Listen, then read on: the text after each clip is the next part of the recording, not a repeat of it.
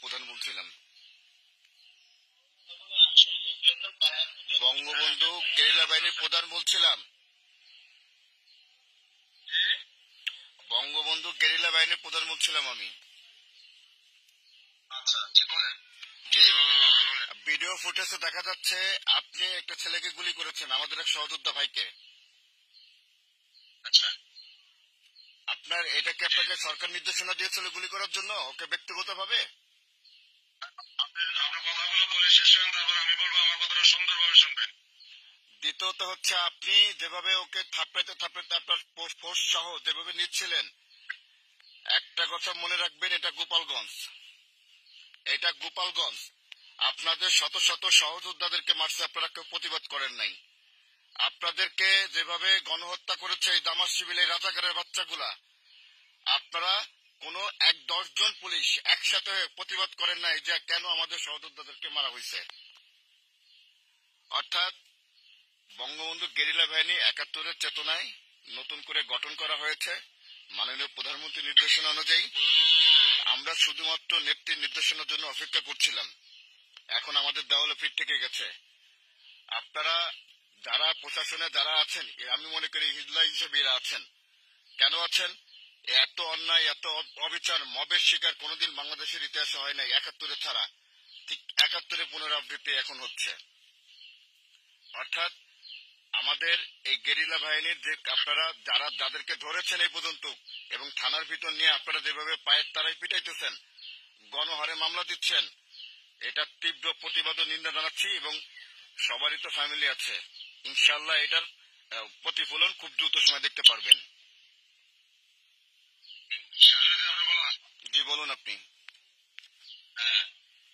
আপনারা যে ছবিটা দেখে যে আমাকে বিভিন্ন লোক, প্রায় ৩-৪ হাজার লোক আমাকে ফোন দিয়েছে। আগে আপনি যদি বঙ্গবন্ধু গেরিলা বাহিনীর প্রধান হয়ে থাকেন, তাহলে আলহামদুলিল্লাহ আপনি একটা লিডারশিপে আছেন, অনেক বড় মাপের একজন। আমি আপনাকে অনুরোধ করবো যে ছবিটা দেখে আপনারা চিল্লাইতেছেন, ওই ছবিটার ২টা ছবি একটু পাশাপাশি নিয়ে তারপর এটা মিলাবেন। যে আমার ছবিটা ওখানে যেভাবে পেশ করা হয়েছে, আর যে অফিসারটা ওখানে দেখলেন যে টেনে নিয়ে যাচ্ছে, তার কাঁধে দেখবেন যে ২টা স্টার আছে, ২টা স্টার। আর আমি এজ এ ওসি হিসেবে আমার কাঁধে দেখবেন একটা পিপস বা বল্টু বলি আমরা, একটা বল্টু আছে। এটা হচ্ছে আমি কোরালীপাড়া থানার ওসি। ওই দিন আমার থানাতেও কম বেশি ঝামেলা হয়েছে। সেই ঝামেলা মিটাতে যে বা সেই ঝামেলাকে সামাল দিতে যে আমি অনেকটাই হিমশিমে ছিলাম। যে কারণে আর যে ঘটনার কথা বলতেছেন, এই ঘটনাটা হচ্ছে গোপালগঞ্জ সদর থানায়, আর আমি হচ্ছে কোটালীপাড়া থানায়। আমার থানার এখান থেকে ওই জায়গার দূরত্ব হচ্ছে ২৬ কিলোমিটার। আমি আমার থানাকে কন্ট্রোল করতে পারি না, আর আমি ওই থানায় কেমনে যাবো? তারপরে আর একটা বিষয় হচ্ছে যে থানার একজন ওসি, যারা ওসি হিসেবে থাকে তারা কখনই অন্য কোনো থানায় ভাড়াটে হিসেবে ডিউটিতে যান না। ওসির আন্ডারে যারা সাবঅর্ডিনেট থাকে, যারা জুনিয়র থাকে, তারা হয়তো অনেক সময় কোনো থানায় ফোর্স অফিসার শর্ট থাকলে, কোনো থানায় প্রোগ্রামে যদি থাকে, সেই থানা তখন যায়। কিন্তু একজন ওসি কখনো আর একটা থানায় ডিউটি করে না। এটা তো আপনাদের ভালোভাবে জানা উচিত। আপনি যে পরিচয়টা দিলেন তাতে আপনি একটা বড় মাপের লোক। আপনি এইসব বিষয়গুলো জেনে বুঝে শুনে তারপরে যদি আপনি বঙ্গবন্ধু গেরিলা বাহিনীর প্রধান হয়ে থাকেন, তাহলে আপনি এই কোটালীপাড়া তো সব আওয়ামী লীগের লোক। আপনাদের যারা নেতৃবৃন্দ আছে তাদের কাছে ফোন দিয়ে শুনেন, জানেন না জেনে শুনে একটা লোককে হয়তো আপনারা যেভাবে কথা বলেন, এটা তো অবশ্যই পরিচয়, এটা একটা বংশের পরিচয়। দেখেন, আমার ওখানে যারা সংগঠনের আছে তারাই কিন্তু আপনার নাম্বারটা দিয়েছে, তারাই কিন্তু আপনাদের দেখেন, আমি টুঙ্গিপাড়ার সন্তান। ওসি সাহেব শুনুন, জি দেখেন, আমি টুঙ্গি এখানে আপনাদের সাবেক মেয়র, আমি একটু কথা বলি, শুনুন একটু। ওই দিন মিছিলে আপনাদের সাবেক মেয়র ওহিদুল আজরা, মতিয়া আজরা, ছাত্রলীগের শামীম, ছাত্রলীগের লিটন, ছাত্রলীগের স্বপন সহ আরো তো প্রায় ২-২.৫ হাজার লোক ছিল। আমরা এই লোকগুলো জিজ্ঞাসা করেন কেন যে আসলে সে কোথায় ছিল? এবং ওরা তথ্য দেওয়ার পরে কিন্তু আমি ফোনটা দিয়েছি, আমি জিজ্ঞেস করে কিন্তু ফোনটা দিয়েছি, কিন্তু একদম হুবহু আপনার ছবি, আপনার সবকিছু, ওখানে একটা স্টারওয়ালা ছবি, একটা স্টার। যে আপনাকে আমি সেই ভিডিওটা পাঠাচ্ছি, আমি সেই ভিডিওটা আপনাকে পাঠাবো। আছে। আপনি মিলাই দেখবেন, দয়া করে শুনেন, আপনি দয়া করে মিলাই দেখবেন। হ্যাঁ, আমি আপনার কাছে পাঠাবো, আপনাকে সংকেতে সংকেতে। আমি তো নিজে ভিক্টিমাইজ, আমি মিলাই দেখিনি, আমি তো 1000 বার মিলাইছি, আর আমি তো ওখানে যাই নাই। আমাদের 100 জনের মধ্যে 90 জনই বলেছে হ্যাঁ এটাই।